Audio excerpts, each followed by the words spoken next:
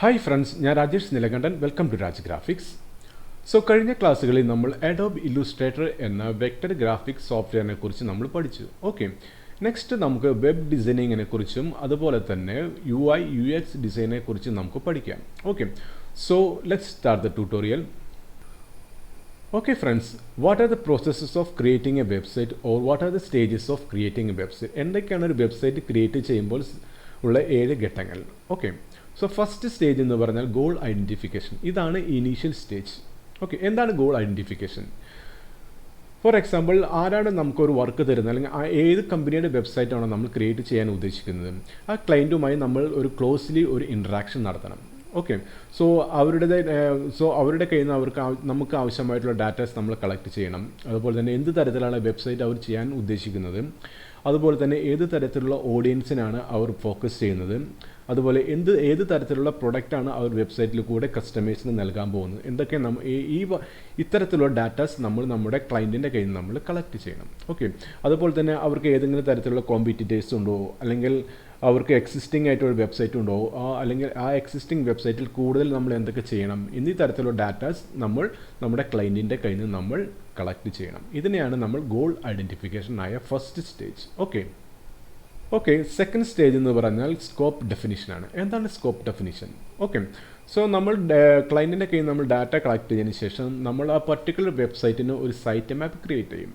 Okay, so particular വെബ്സൈറ്റിൽ എത്ര pages വേണം? സപ്പോസ് ഒരു ഹോം പേജ് വേണം, ഒരു എബൌട്ട് അസ് പേജ് വേണം, അതുപോലെ തന്നെ ഒരു സർവീസസ് പേജ്, അപ്പോൾ ഒരു പ്രൊഫൈൽ പേജ്, ഒരു ബ്ലോഗ് പേജ്, അതുപോലെ തന്നെ കോൺടാക്റ്റസ് പേജ്, ഇത്തരത്തിലുള്ള പേജസ് നമ്മളൊരു സൈറ്റ് മാപ്പ് കൂടെ നമ്മൾ അതിനെ ചിത്രീകരിക്കും. ഓക്കെ, സോ അതിനുശേഷം നമ്മളൊരു വയർ ഫ്രെയിം ക്രിയേറ്റ് ചെയ്യും. ഓക്കെ, നമ്മൾ ക്ലയൻറ്റിൻ്റെ കയ്യിൽ നിന്ന് കളക്ട് ചെയ്ത ഡാറ്റയ്ക്ക് അനുസരിച്ച് നമ്മൾ ഒരു പർട്ടിക്കുലർ ആയിട്ടൊരു വയർ ഫ്രെയിം ക്രിയേറ്റ് ചെയ്യും. ഓക്കെ, സോ വയർ ഫ്രെയിമിൽ ഒരു ഹെഡർ ഉണ്ടാവും, ഒരു ഹീറോ സെക്ഷൻ, ഒരു about section, services section, etcetera. Okay, ഇങ്ങനെ റഫായിട്ടുള്ള ഒരു വയർ ഫ്രെയിം നമ്മൾ ക്രിയേറ്റ് ചെയ്യും. സോ വയർ ഫ്രെയിം എന്ന് വെച്ചാൽ നമ്മൾ ക്രിയേറ്റ് ചെയ്യാൻ പോകുന്ന ഒരു വെബ്സൈറ്റിൻ്റെ ബ്ലൂ പ്രിൻറ്റിനാണ് നമ്മൾ വയർ ഫ്രെയിം എന്ന് പറയുന്നത്. ഓക്കെ, സോ ലാസ്റ്റ്ലി നമ്മൾ എന്തൊക്കെ ടെക്നോളജിയാണ് നമ്മൾ ഈ വെബ്സൈറ്റിൽ യൂസ് ചെയ്യുന്നത്? സപ്പോസ് നമ്മൾ ക്രിയേറ്റ് ചെയ്യാൻ ഉദ്ദേശിക്കുന്ന വെബ്സൈറ്റ് ഒരു pure HTML CSS PHP website ആണോ, അല്ലെങ്കിൽ വെബ്പ്രസ്സിലാണോ നമ്മളത് ക്രിയേറ്റ് ചെയ്യാൻ പോകുന്നത്? സപ്പോസ് ഇപ്പോൾ ഒരു ഇ-കൊമേഴ്സ് വെബ്സൈറ്റായി നമ്മളത് വൂകൊമേഴ്സ് ടെക്നോളജിയാണ് ഉപയോഗിക്കുന്നത്, അല്ലെങ്കിൽ ഒരു മെജന്ത ടെക്നോളജിയാണ് ഉപയോഗിക്കുന്നത്. ഇതൊക്കെയാണ് നമ്മൾ സ്കോപ്പ് ഡെഫിനിഷനിൽ നമ്മൾ ഇൻക്ലൂഡ് ചെയ്യുന്നത്. ഓക്കെ, സോ തേർഡ് സ്റ്റേജ് എന്ന് പറഞ്ഞാൽ കണ്ടൻറ് ക്രിയേഷനാണ്. ഓക്കെ, നമ്മൾ പർട്ടിക്കുലർ വെബ്സൈറ്റ് ക്രിയേറ്റ് ചെയ്യാൻ ആവശ്യമായിട്ടുള്ള കണ്ടൻറ്റ്സ് നമ്മൾ ക്രിയേറ്റ് ചെയ്യണം. സോ നോർമൽ സപ്പോസ് ഇപ്പോൾ ക്ലയൻറ്റിൻ്റെ കയ്യിൽ പർട്ടിക്കുലർ വെബ്സൈറ്റിന് ആവശ്യമായ കണ്ടൻറ് ഇല്ലെങ്കിൽ നമ്മൾ കണ്ടൻറ് ക്രിയേറ്റേഴ്സ് വെച്ച് നമുക്ക് നമ്മുടെ വെബ്സൈറ്റിന് ആവശ്യമായ കണ്ടൻറ് ക്രിയേറ്റ് ചെയ്യണം. അതുപോലെ തന്നെ പർട്ടിക്കുലർ വെബ്സൈറ്റിലേക്ക് ആവശ്യമായ ഇമേജസ്, അതുപോലെ തന്നെ ലോഗോസ് എന്നിവ നമ്മൾ കളക്ട് ചെയ്യേണ്ടി വരും. ഓക്കെ, ഇതാണ് നമ്മൾ കണ്ടൻറ് ക്രിയേഷൻ എന്ന് പറയുന്നത്. ഓക്കെ, ഫോർത്ത് സ്റ്റേജ് എന്ന് പറഞ്ഞാൽ വിഷ്വൽ ഡിസൈനാണ്. ഓക്കെ, സോ നമ്മളൊരു വയർ ഫ്രെയിം ക്രിയേറ്റ് ചെയ്തതിന് ശേഷം നമ്മൾ ആ വയർ ഫ്രെയിമിനെ ത്രൂ നമ്മൾ ഒരു വിഷ്വൽ ഡിസൈൻ നമ്മൾ ക്രിയേറ്റ് ചെയ്യും ആ പർട്ടിക്കുലർ വെബ്സൈറ്റിൻ്റെ.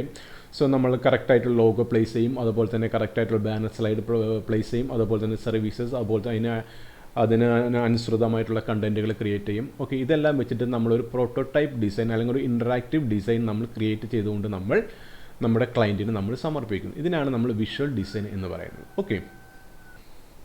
ഓക്കെ, ഫിഫ്ത്ത് സ്റ്റേജ് എന്ന് പറഞ്ഞാൽ ഡെവലപ്മെൻറ്റ് വെബ്സൈറ്റ്. ഓക്കെ, സോ ഇനി നമ്മുടെ ഡിസൈനിങ് ശേഷം നമ്മുടെ വെബ്സൈറ്റിൻ്റെ ഡെവലപ്മെൻറ്റ് നമ്മൾ സ്റ്റാർട്ട് ചെയ്യുകയായി. സോ ഒന്നില്ലെങ്കിൽ നമ്മളൊരു pure HTML CSS PHP website ആയിരിക്കും ക്രിയേറ്റ് ചെയ്യുന്നത്, അല്ലെങ്കിൽ നമ്മൾ വേർഡ്പ്രസ് ടെക്നോളജി യൂസ് ചെയ്തിട്ടാണ് നമ്മൾ വെബ്സൈറ്റ് ക്രിയേറ്റ് ചെയ്യുന്നത്. അതുപോലെ തന്നെ അതുപോലെ തന്നെ നമ്മുടെ വെബ്സൈറ്റിന് ആവശ്യമായ ഡാറ്റാബേസ് നമ്മൾ ക്രിയേറ്റ് ചെയ്യുന്നു. ഇതാണ് നമ്മുടെ fifth stage. Okay, so sixth stage എന്ന് പറഞ്ഞാൽ ടെസ്റ്റിംഗ് ദ വെബ്സൈറ്റ്. ഓക്കെ, ഇപ്പോൾ നമ്മുടെ വെബ്സൈറ്റ് ഡെവലപ്മെൻറ്റിന് ശേഷം നമ്മൾ ആ വെബ്സൈറ്റ് നമ്മൾ ഇൻറ്റേർണലി നമ്മൾ ടെസ്റ്റ് ചെയ്യണം.